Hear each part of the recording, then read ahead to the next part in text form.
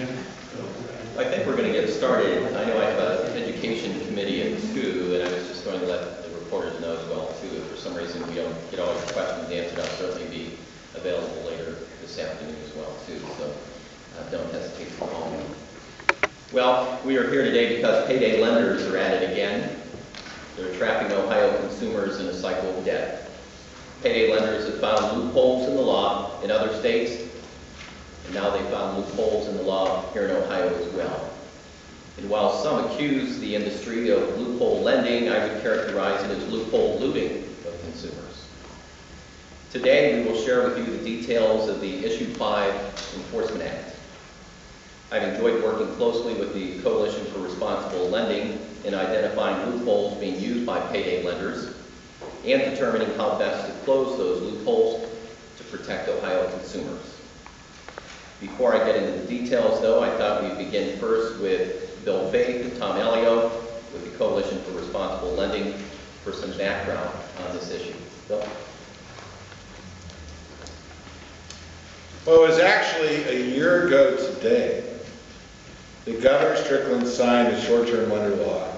He was joined by leaders and members of both parties who agreed that charging 391% APR on a short-term loan did more harm than good, and that a 28% rate was a reasonable lending rate. This responsible lending policy won a majority of the vote here in the legislature, in fact, an overwhelming majority of the vote.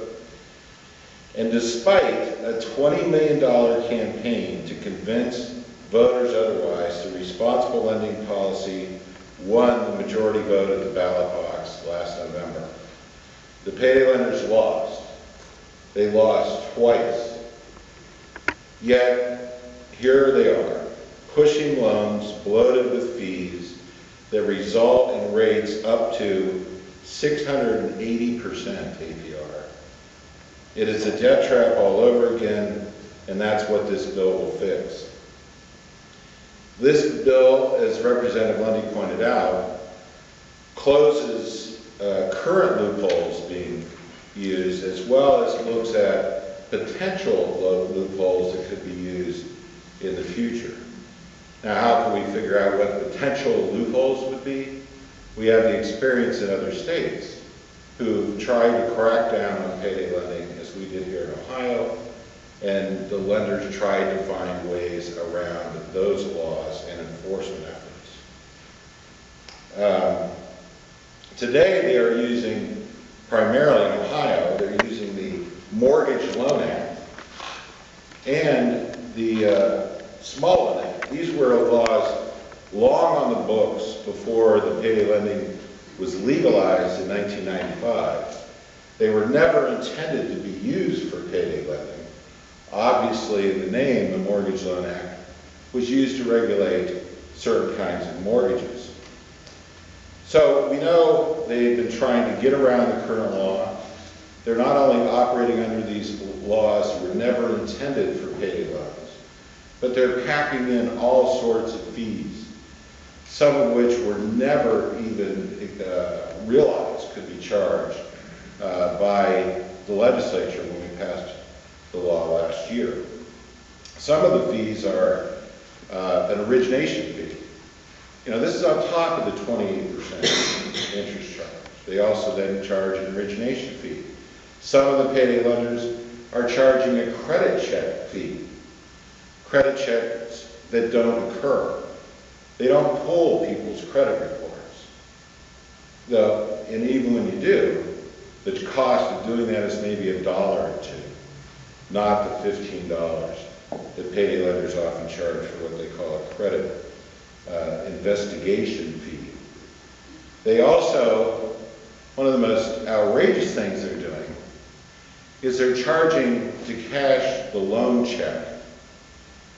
Now understand what that means. A customer comes in, fills out the paperwork, agrees to pay the 28%, agrees to pay an origination fee, maybe a credit check fee, and on top of that, the lender then issues a check, and it's their own check. They charge the customer to cash that check. The payday lenders, when they operate operated in cash. You would take out the loan, you would be given the amount of your loan in cash. So Representative Lundy's new bill will do many things. A few of the most important are that all loans under $1,000 and that are for less than 90 days will be prohibited from charging more than the 28% rate that the legislature approved last year and the voters upheld. Charging a fee to cash a loan check will be prohibited.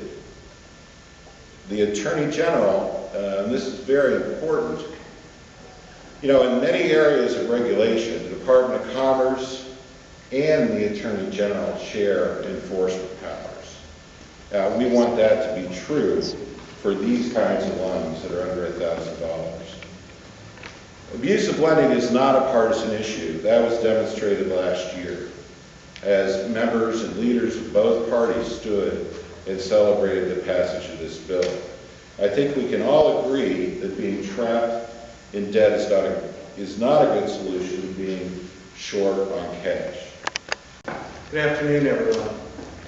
I think Bill outlined very well what some of the schemes are going on under the two acts that he talked about. And I want to bring to your attention, some of you may know about this, but one of our colleagues released a report in February called The New Face of Payday Lending in Ohio. And that's by Jeff Dillman. And that report can be found on the housingcenter.org. And among other things, it indicates that the industry, about 1,000 storefronts are operating under one or both of these licenses that Bill has talked about.